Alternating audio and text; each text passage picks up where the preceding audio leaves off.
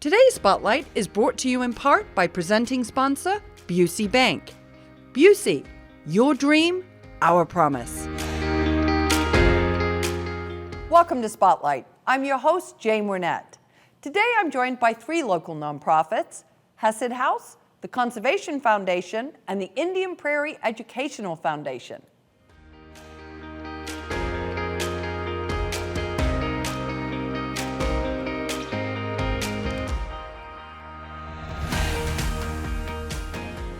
You're watching Spotlight, and joining me now from Hesed House is Joe Jackson. Welcome to the show, Joe. Thank you very much. Happy to be here. Thanks for having me. Oh, you're so welcome. And we're going to start out with, what is Hesed House? Hesed House it's a homeless shelter. We're the second largest homeless shelter in the state of Illinois, but what separates us a little bit is we're also a homeless comprehensive resource center. And what I mean by that is on site we have basically every service that somebody or a family might need to get back up on his or her feet again and get themselves out of homelessness. So it's more than just a roof over the head. Exactly. It's proactive planning to not only avoid homelessness in general, but if you are experiencing it, to have access to all those services, medical clinic, legal clinic, mental behavioral health services, substance use services, parenting classes, job skills, anything you need, we have it on site, or we have a partnership with an organization in the community. Because it's usually not just one thing, right? Exactly. Homelessness. It comes from a number of different reasons, and we like to be able to address as many as we possibly can. Okay. So now what role do you feel like, Joe, you play in the community, and particularly for those in Naperville? So I might be a little biased here, but I think we serve a pretty critical need, as critical as there is out there. Like I said, we focus both on preventing homelessness, because honestly, in my opinion, that's the best way to end homelessness, is to make sure it doesn't happen in the first place.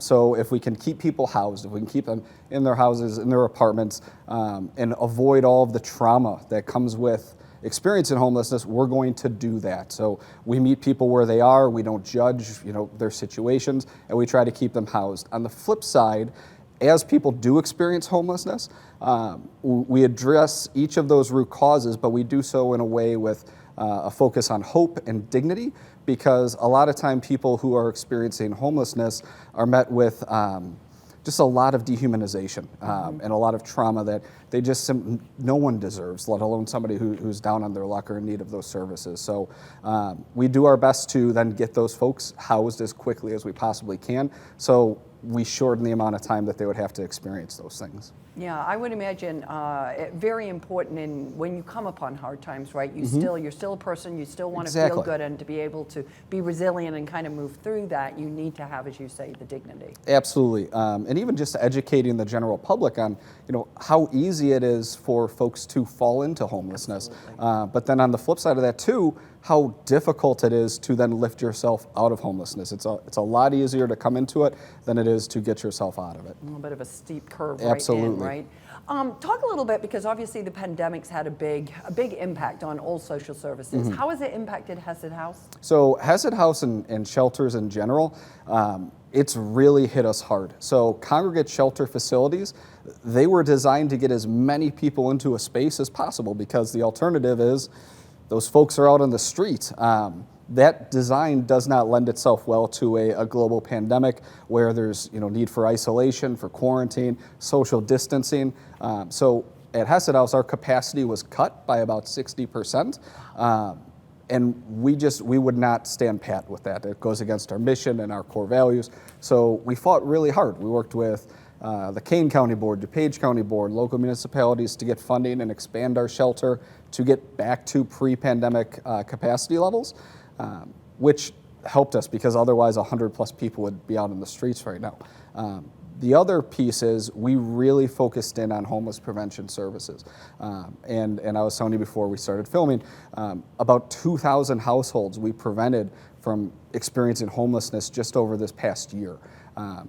By the work of our case managers and those homeless prevention and emergency rental assistance programs that we have at Hesed House. Yeah, that really, you just had to really ramp up on that, right? Exactly. If we didn't, the shelter system in general was already at the breaking point. So if you could imagine 2,000 people then added into that, shelters wouldn't be able to keep up. Hesed House wouldn't have been able to meet that demand. So it was absolutely critical we were able to keep people in their houses. Yeah.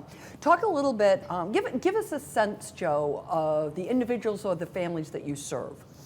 They come from all walks of life. Homelessness doesn't have a standard face or race or ethnicity or anything.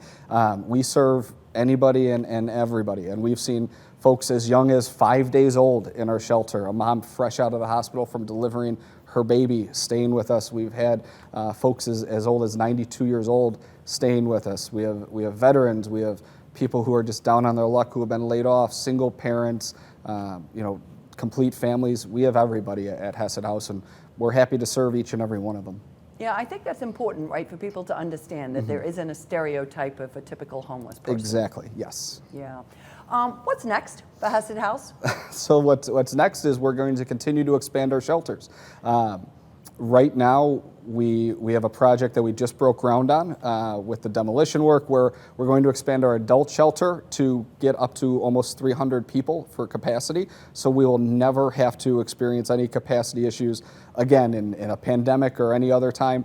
And then that expansion will also then allow us to up our family shelter capacity, which is currently at 54, and we'll be able to have well over 100 parents, guardians, and kiddos in our shelter if the need be. Knock on wood that we never see numbers that high, Sure. but if we have to, we want to be prepared for it. So. Sure. Now, when you've broken ground, so when do you think you'll be ready?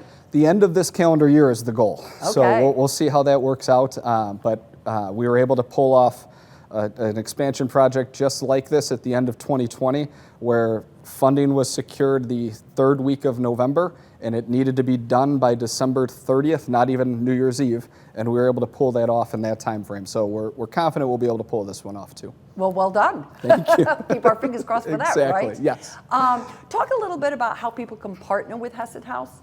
Sure. The easiest way is going to our website and checking things out there. We do have our big Hesed House Derby party coming back after a 2-year COVID hiatus. It's coming back. It'll be at White Eagle this year on May 7th, so please keep an eye out for that. Get your hat ready, right? Exactly, yes. Yeah, big hats, big fun. So you can get tickets to that on our website. We also have a number of job openings right now at Hesed House. So if anybody out there has a call to serve the most vulnerable, come join us. Come be a part of the Hesed family. You can apply on our website there too. And last but certainly not least, we depend on volunteers each and every year. Over 8,000 individual people come to Hesed House and help us operate our shelters. And so we are ramping back up volunteer services. So if you'd like to volunteer, go onto our website and click on the volunteer button. Okay. Well, listen, thank you so much for coming by. We wish you all the best with your expansion, the continued good work that you're doing for a very vulnerable community. Thank you very much, and thank you so much for having me today. It's always a blast. Absolutely. And if you're interested in learning more about Hesed House, please go and visit their website. We're going to take a quick break, but stay tuned. We're coming right back with more Spotlight.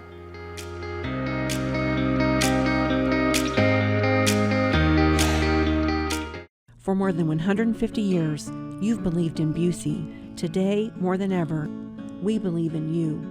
To our healthcare workers, first responders, and local businesses, you're central to the communities we're proud to call home. Busey's grateful to partner with you and your families through life's ups and downs, today and for generations to come. Because as neighbors helping neighbors, we're in this together. Busey, grateful to serve the communities we call home. The Naperville Police Department needs your help to solve crime and bring offenders to justice. When you submit tips to Naperville Crime Stoppers, you help keep our city one of the safest in the nation. Tips to Naperville Crime Stoppers have helped solve hundreds of crimes and recover over $7 million in drugs, property, and cash. Remember, tipsters remain anonymous and receive cash rewards up to $1,000 if their tips lead to an arrest. Call the tip line at 630-420-6006. You may have that one piece of information that solves the crime.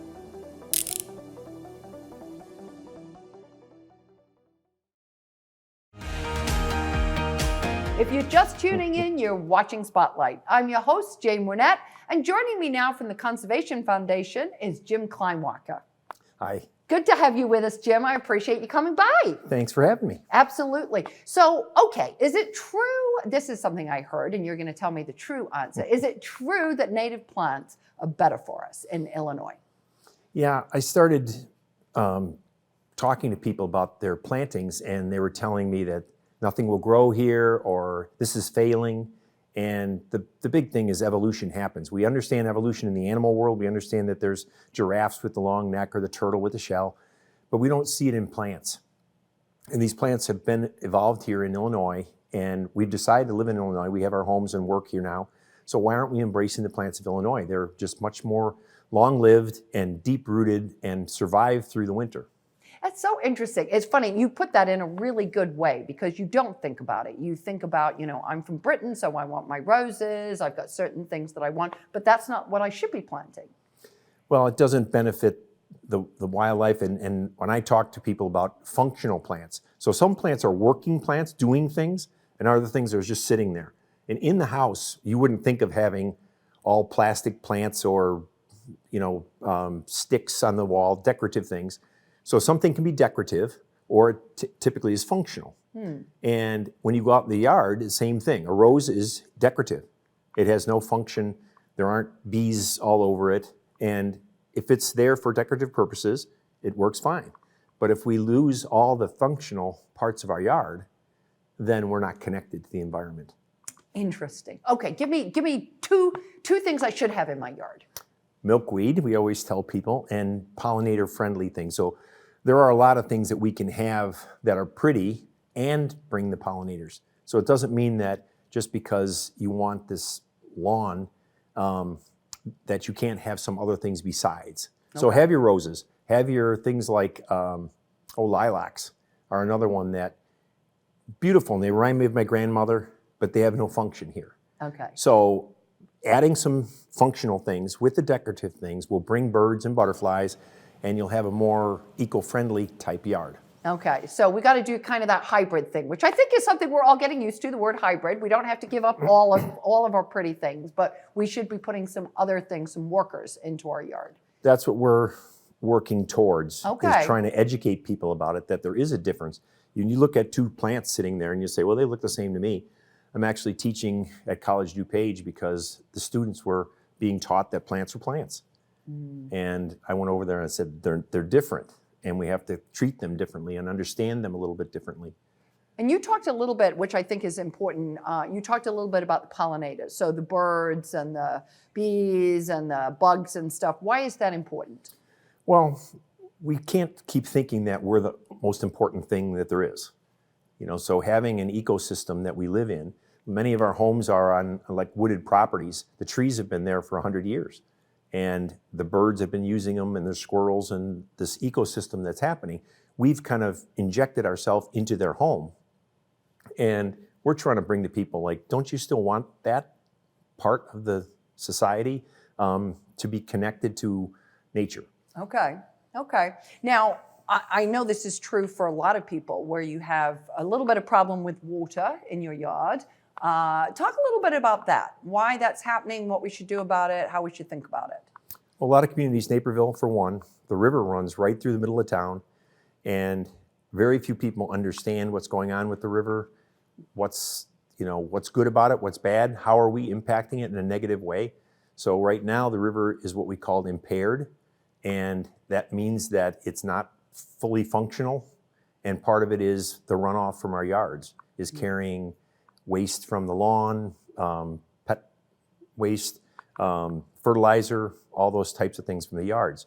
So absorbing that water in our yards is pretty important, keeping it out of the basement and functioning with that water in our yards instead of just like flush it out to the street.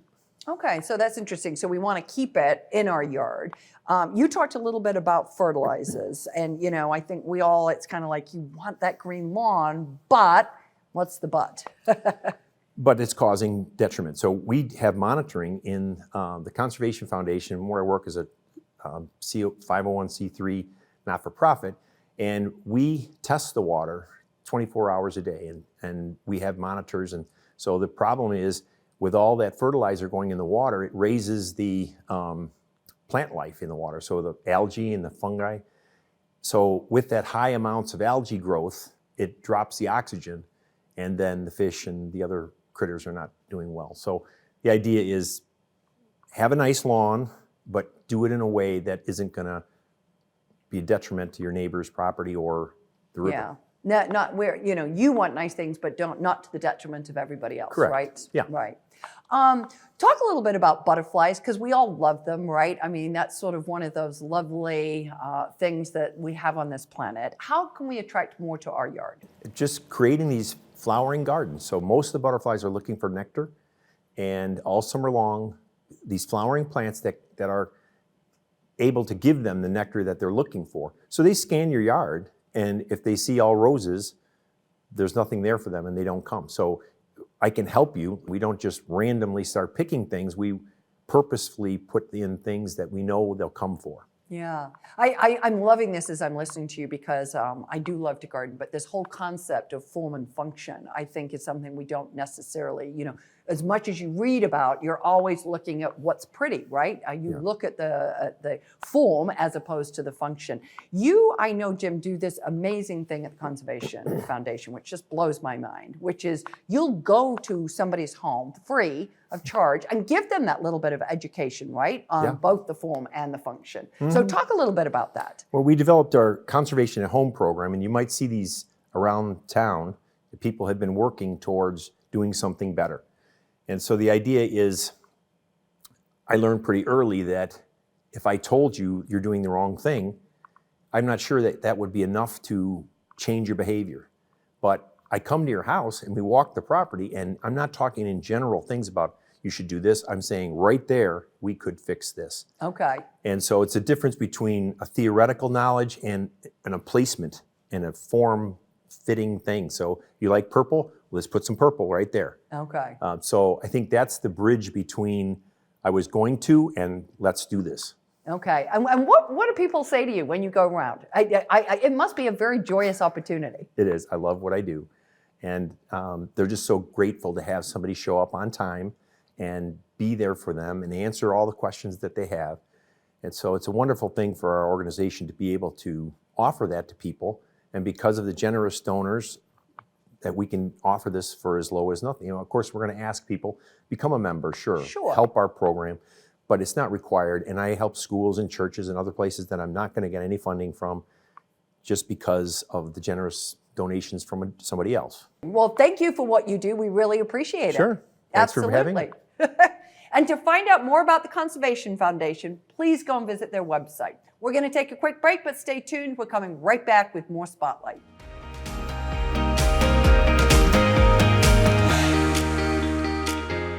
For more than 150 years, you've believed in Busey. Today, more than ever, we believe in you. To our healthcare workers, first responders, and local businesses, you're central to the communities we're proud to call home. Busey's grateful to partner with you and your families through life's ups and downs, today and for generations to come. Because as neighbors helping neighbors, we're in this together. Busey, grateful to serve the communities we call home. Welcome back to Spotlight. And joining me now from the Indian Prairie Educational Foundation are Elisha Johnson and Saba Haider. Welcome to the show. Thank you so much for having us. We always enjoy our time here. Well, thank you. And, we're going to start right out with, what is IPEF? So the Indian Prairie Educational Foundation, Jane, was established in 1988. So we're in our 33rd year. And, we actually were created back in 1988 to support our district's fine arts program. In 1987, the first fine arts fair took place in the backyard of Brookdale Elementary with about 200 students. And now, with our support, it has grown to a fine arts festival with over 8,000 student participants, 28,000 attendees, 12,000 pieces of artwork. So that was our original purpose. Okay, now you've evolved from there, although that's a big growth. But let's talk about how you've evolved and where you are today, 33 years later.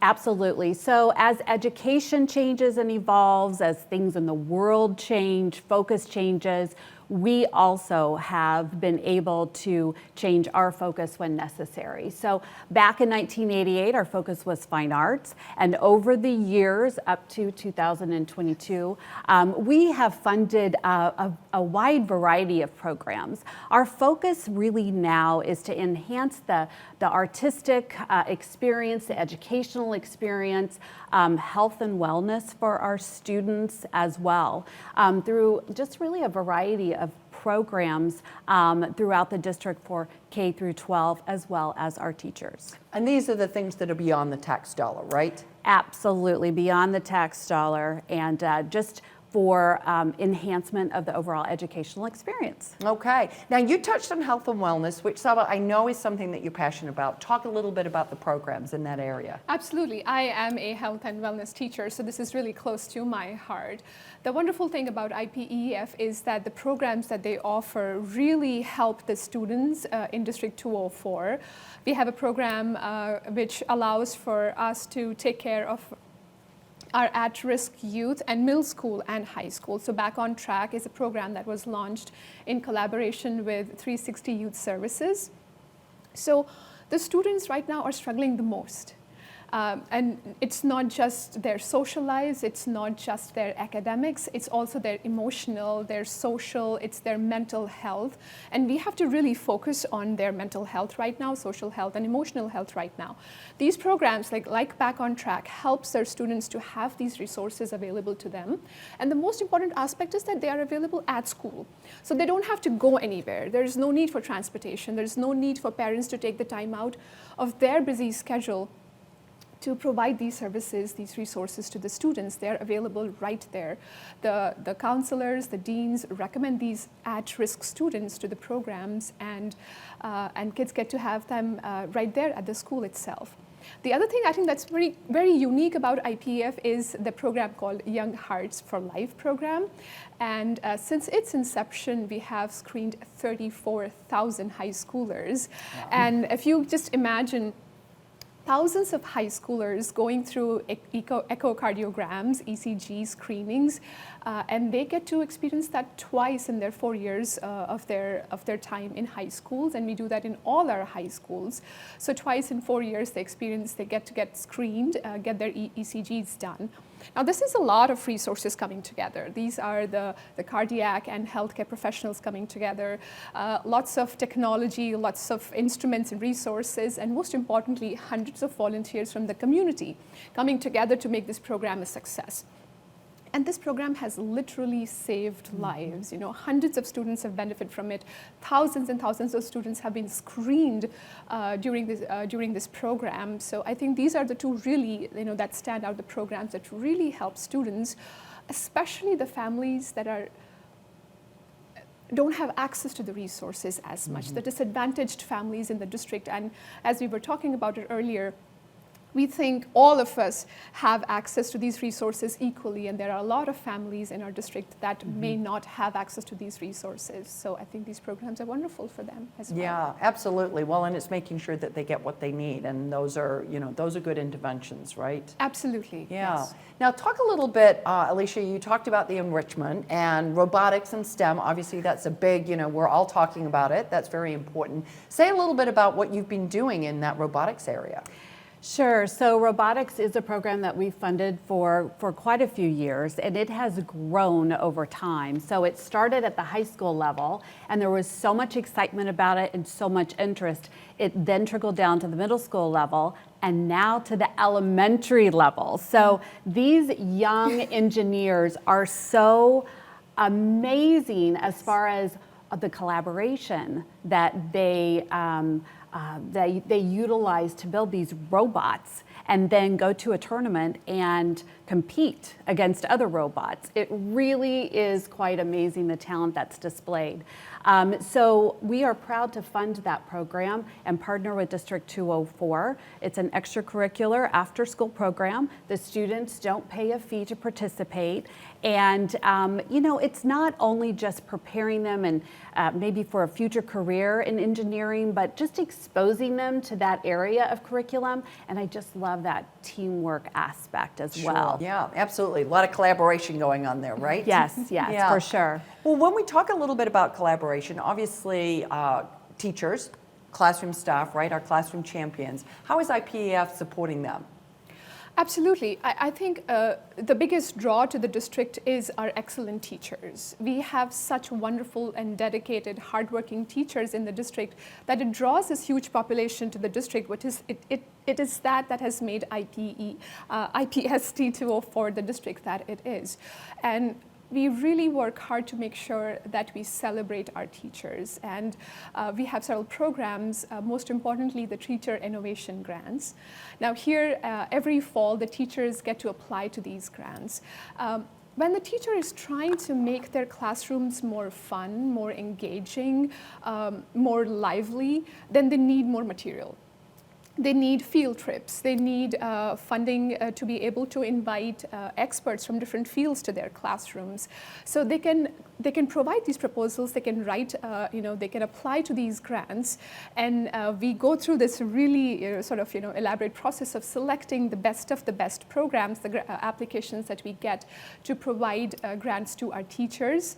And this has been, some of the programs are just so wonderful. The book clubs, the dynamic DNA kits, and entrepreneurs, pop-up shops. These are some of the most amazing ideas that are happening on a daily basis in the classrooms. And some of them have been absorbed in the everyday curricula, the annual programs of the school. So I think that's because the IPEF is able to provide these grants to our teachers. A little bit of seed money to get that started. Exactly. Absolutely, and it kind of like a pilot program in the classrooms. Right, exactly. And one quick example of that is our Valley Runway program, which just occurred last Friday. And it is a program that started out as a teacher grant.